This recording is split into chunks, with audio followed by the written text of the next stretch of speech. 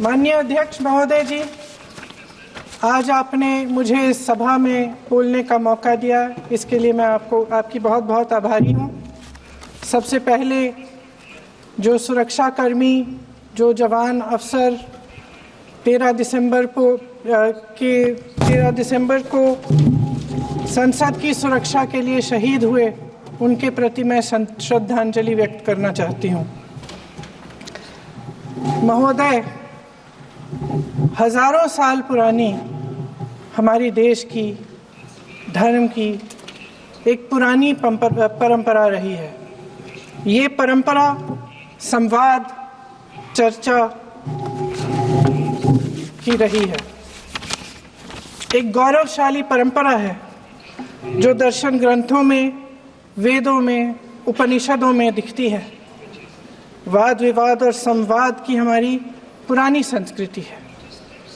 अलग अलग धर्मों में भी, इस्लाम में, सूफियों में, बौद्ध धर्म में, जैन धर्म में, सिख धर्म में भी ये वाद संवाद, ये चर्चा बहस, इसकी संस्कृति रही है।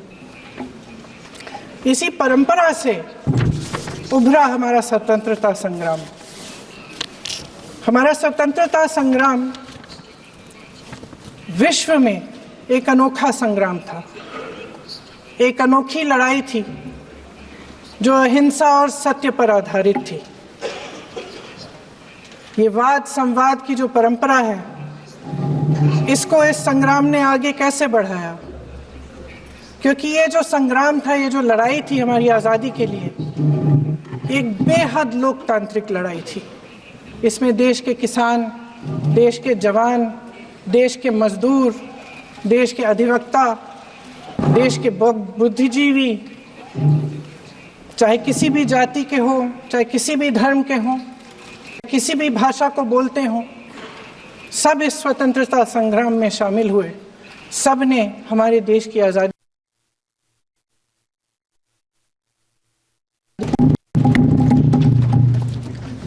और उसी आज़ादी की लड़ाई से एक आवाज़ उभरी जो हमारी देश की आवाज़ थी। वो आवाज़ ही आज हमारा संविधान है।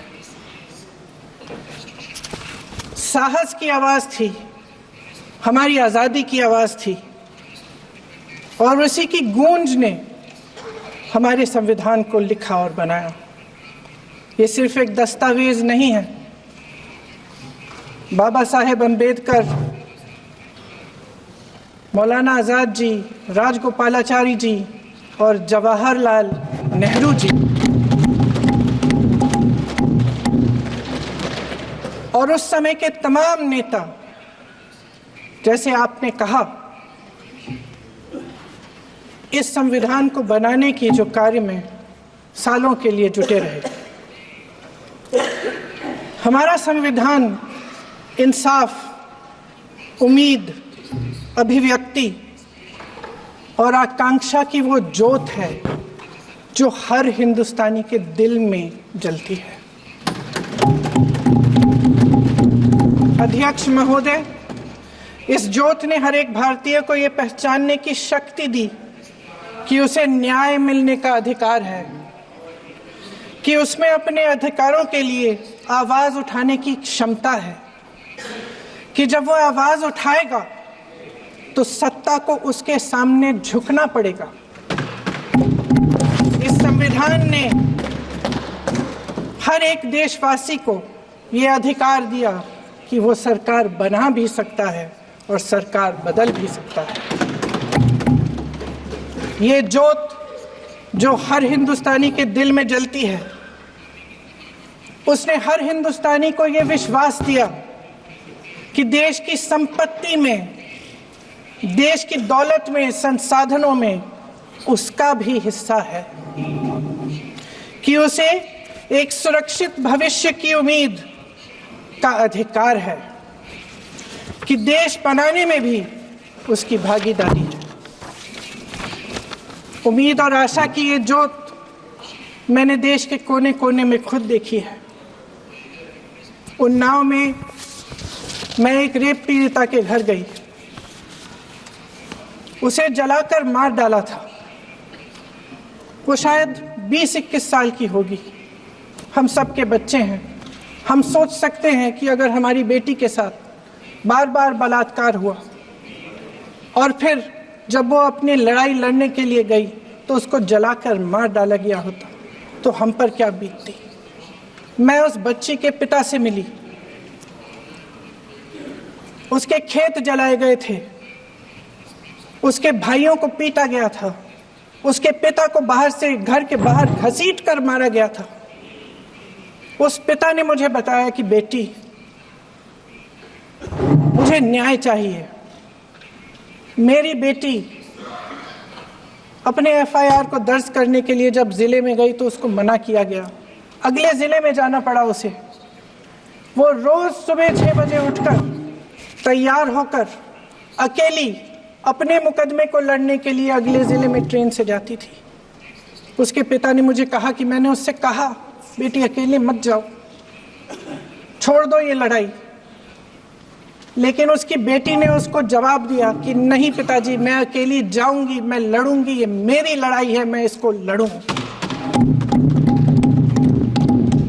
ये लड़ने की क्षमता, ये हिम्मत उस लड़की को और करोड़ों भारत की नारियों को हमारे संविधान ने दी। आगरा में मैं अरुण वाल्मीकि के घर गई। अरुण वाल्मीकि पुलिस स्टेशन में काम करता था, सफाई का काम करता था। आप सोच सकते हैं हमारी तरह उसका भी परिवार था। नई नई शादी हुई थी, 2-3 महीनों का बच्चा था। पुलिस स्टेशन में चोरी हो गई। चोरी का इल्जाम उस पर लगाया गया। उसके पूरे परिवार को उठाकर पुलिस स्टेशन में ले गए। आप हंस रहे हैं, लेकिन ये गंभीर बात है। गंभीर बात। शर्म करो, शर्म। अरुण वाल्मीकि को पीट पीट के मार डाला। उसकी बीवी को पीटा, उसके पिता के नाखून निकाले, उसके पूरे परिवार को पीटा गया। जब मैं उस जवान महिला से मिलने गई जो अभी अभी विधवा हुई थी, तो उसने मुझे कहा कि दीदी, हमें सिर्फ एक चीज चाहिए, हमें न्याय चाहिए और हम इस न्याय के लिए लड़ते रहेंगे, चाहे कुछ भी हो जाए। ये हिम्मत उस महिला को हमारे संविधान ने दी।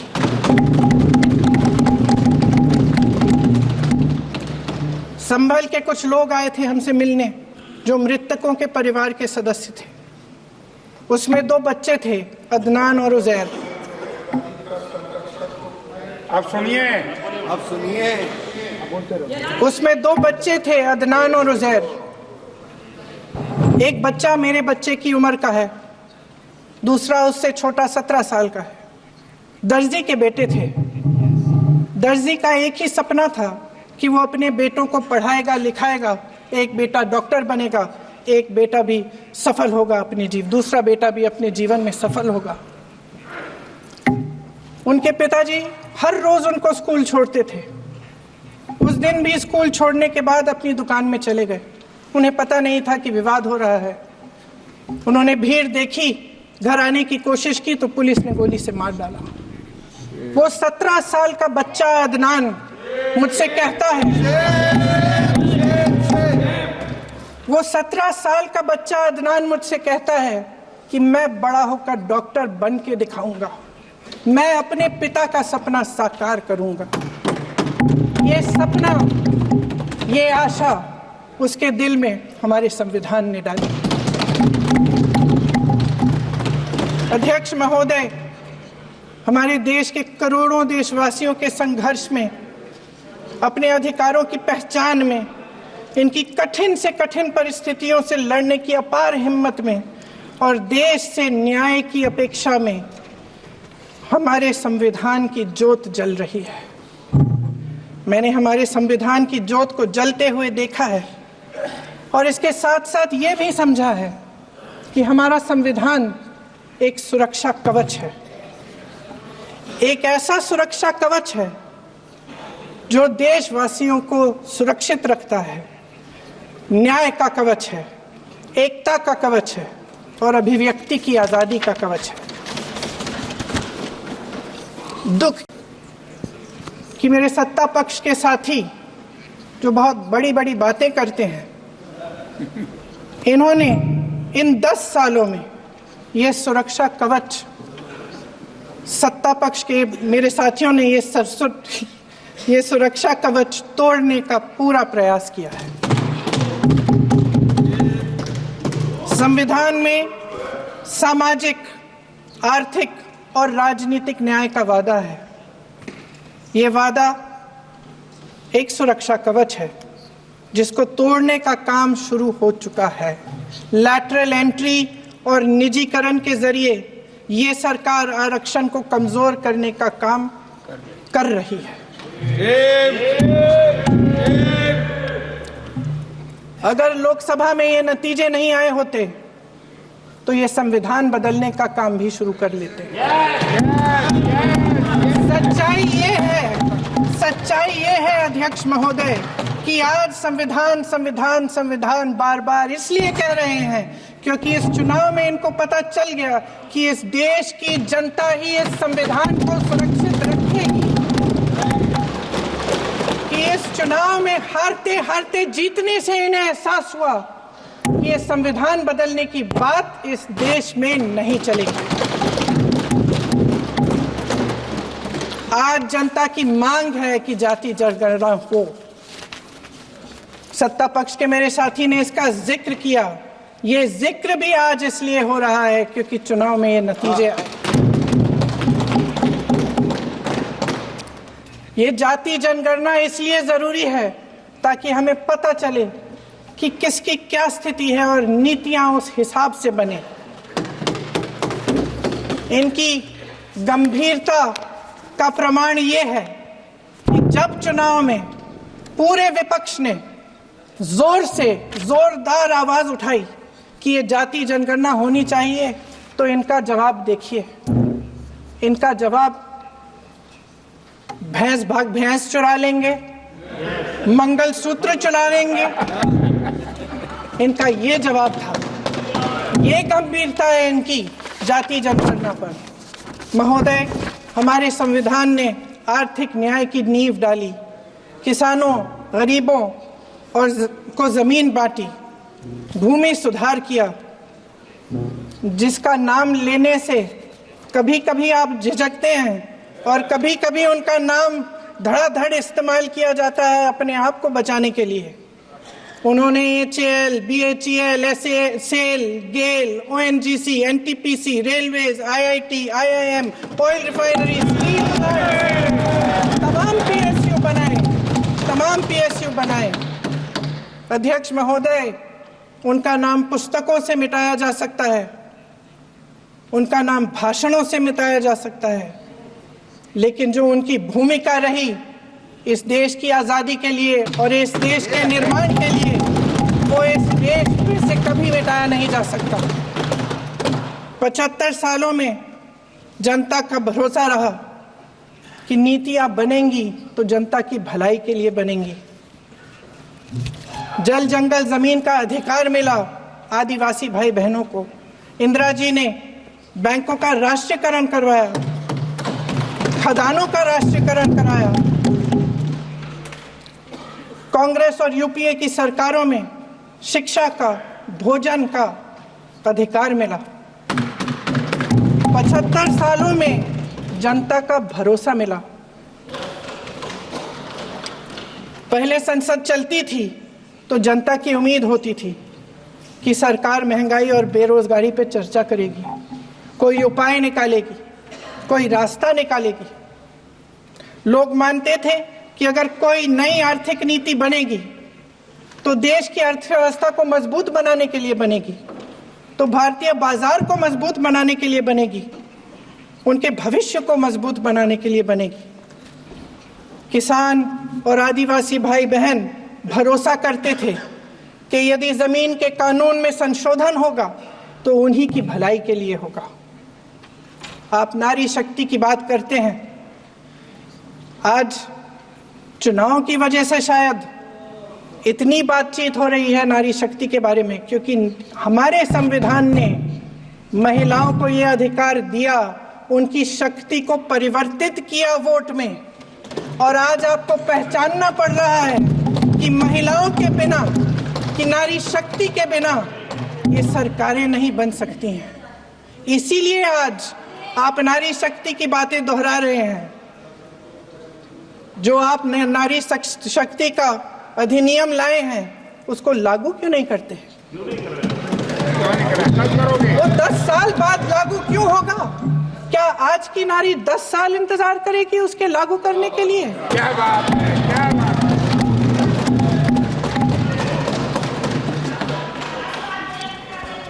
आज संसद में बैठे हुए सत्ता पक्ष के मेरे साथी ज्यादा से ज्यादा अतीत की बातें करते हैं।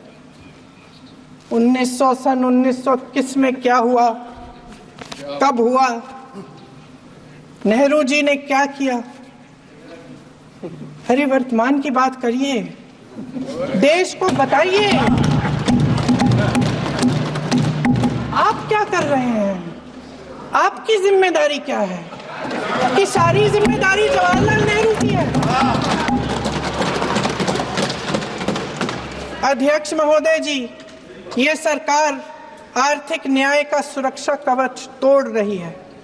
आज संसद में बैठी ये सरकार बेरोजगारी और महंगाई से जूझ रही हमारी जनता को क्या राहत दे रही है? कृषि के कानून भी बड़े बड़े उद्योगपतियों के लिए बन रहे हैं। सही एमएसपी को छोड़िए, डीएपी तक नहीं मिल रहा है।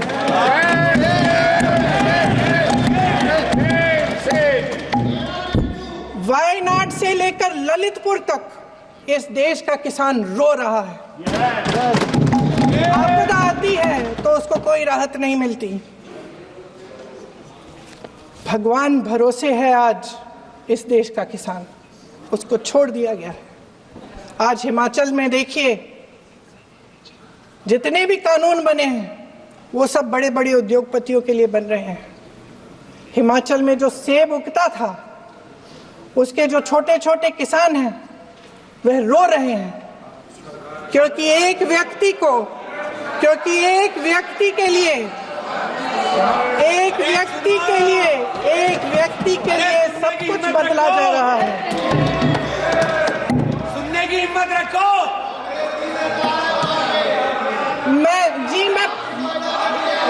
अध्यक्ष महोदय जी,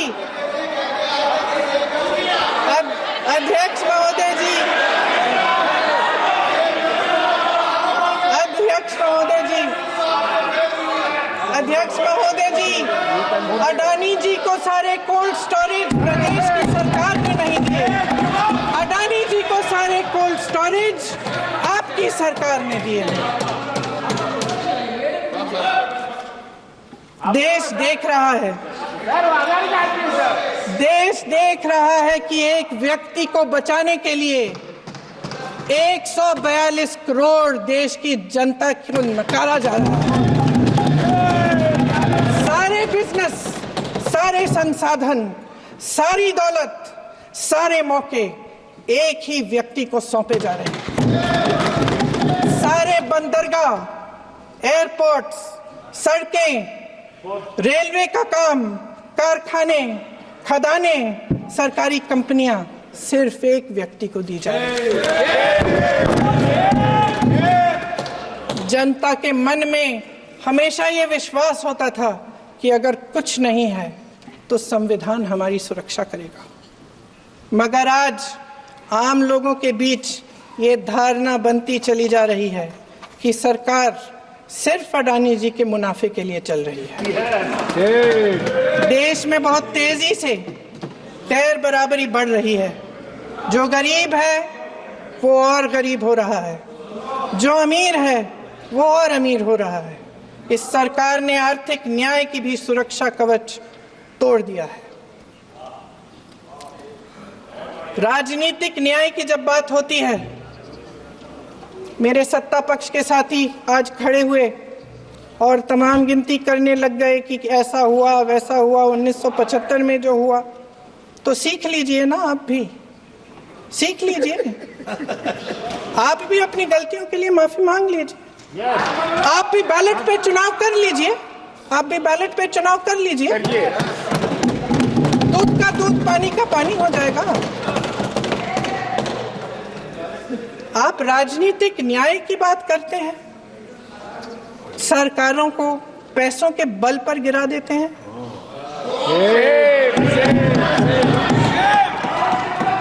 मेरा आग्रह है कि अपन संविधान में सकारात्मक बोले।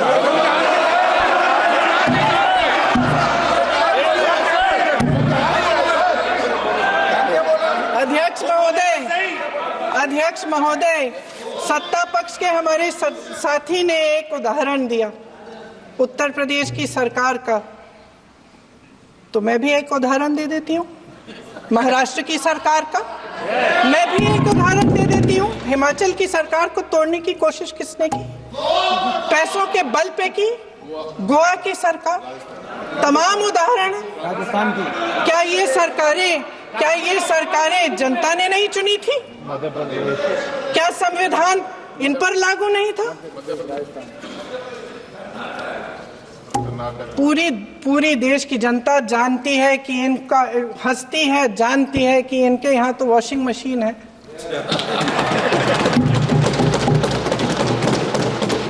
तो यहाँ से वहां जाता है, वो धुल जाता है।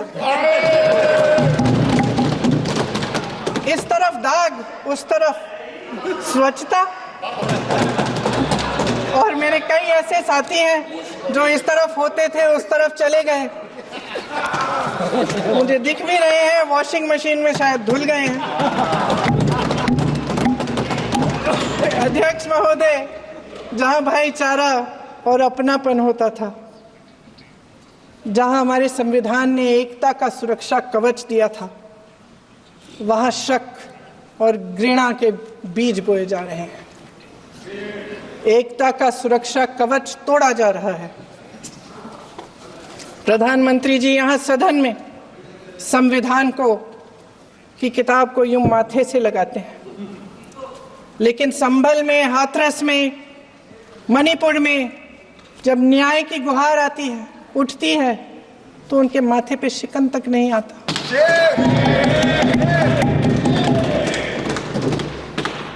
शायद समझ नहीं पाए हैं कि भारत का संविधान संघ का विधान नहीं है।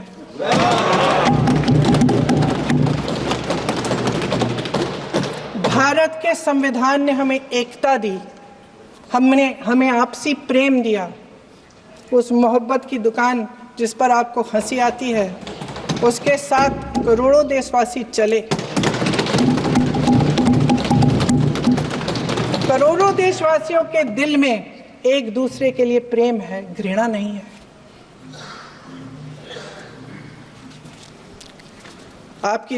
इनकी जो विभाजनकारी नीतियां हैं, उसका नतीजा हम रोज देखते हैं। राजनीतिक फायदे के लिए संविधान को छोड़िए, देश की एकता को भी ये रख नहीं सकते, इसकी सुरक्षा नहीं कर सकते। हमने संभल में देखा, मणिपुर में देखा।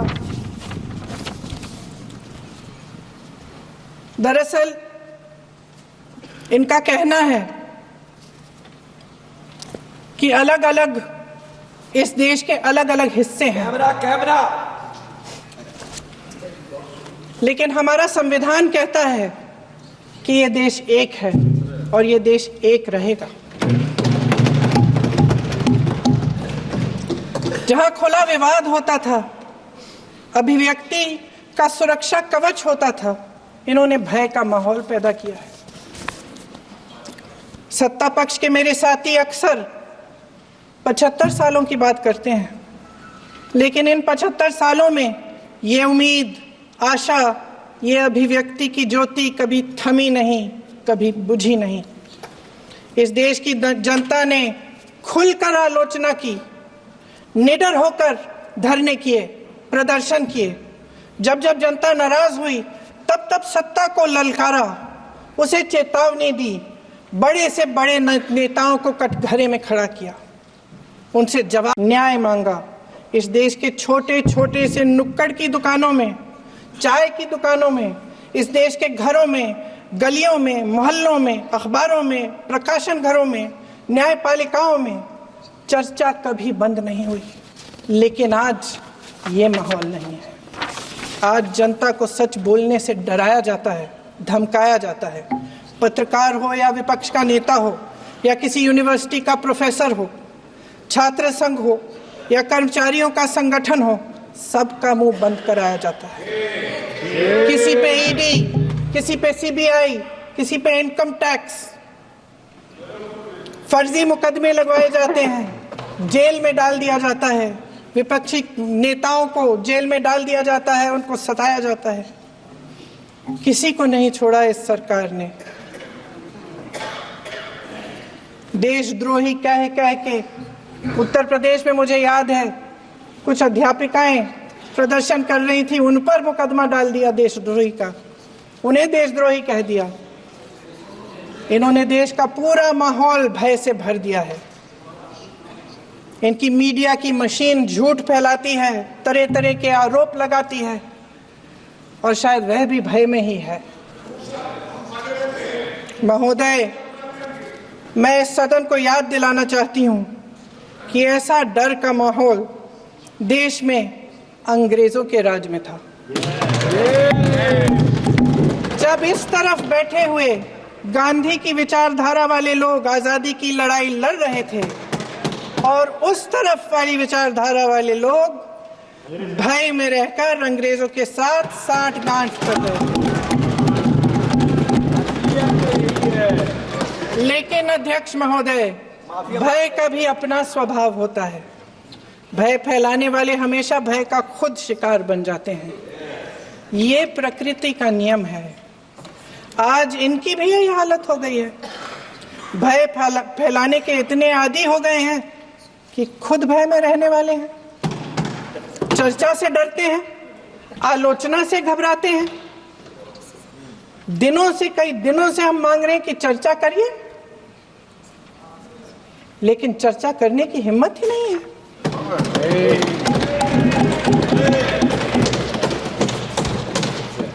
एक कहानी होती थी अध्यक्ष महोदय, शायद बचपन में आपने भी सुनी होगी।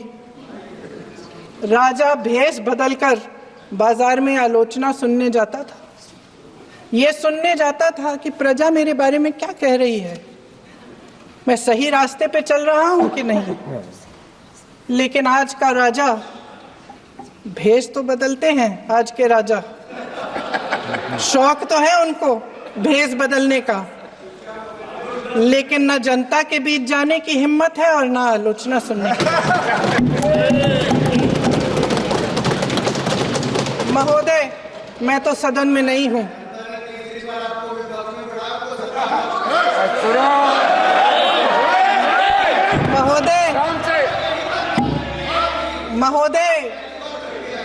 महोदय, जनता में बहुत विवेक है, ये सही है।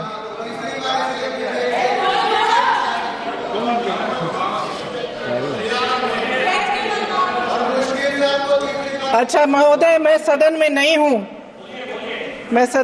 हूं। कुछ हाँ ठीक है, मैं सदन में नहीं हूं, मात्र 15 दिनों से आ रही हूं। लेकिन मुझे ताज्जुब होता है कि इन 15 दिनों में इतनी बड़े इश्यूज हैं, इतनी बड़ी बातें हैं। प्रधानमंत्री जी मात्र एक दिन के लिए, शायद 10 मिनट के लिए दिखे हैं सर।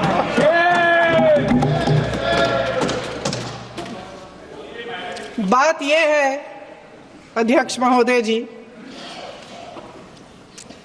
कि ये देश भय से नहीं, साहस और संघर्ष से बना है।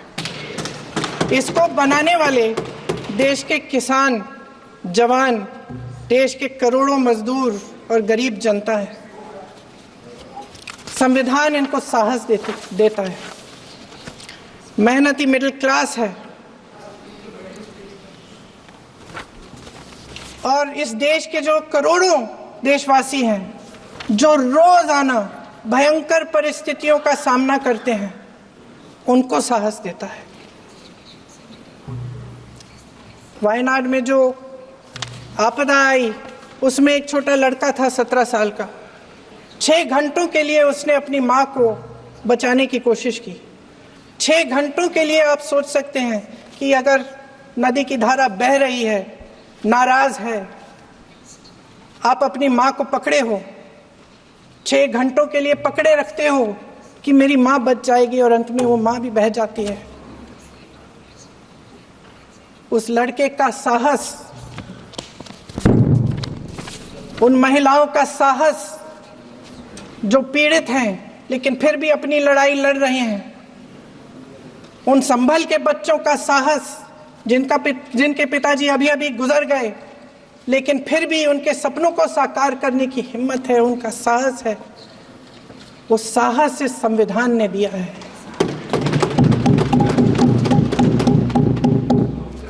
वो आत्मविश्वास इस संविधान ने दिया है। ऐसे नहीं चल सकता, ये देश साहस से ही चलेगा। भय की भी सीमा होती है, और जब वो सीमा पार हो जाती है, जब किसी को इतना दबाया जाता है कि उसको लगने लगता है कि अब मेरे पास खोने के लिए कुछ नहीं है, तब उसमें एक ऐसी शक्ति पैदा होती है जिसके सामने कोई कायर खड़ा नहीं हो सकता। ये देश कायरों के हाथों में ज्यादा देर तक कभी नहीं रहा है। ये देश उठेगा, ये देश लड़ेगा, सत्य मांगेगा, सत्यमेव जयते। जय हिंद।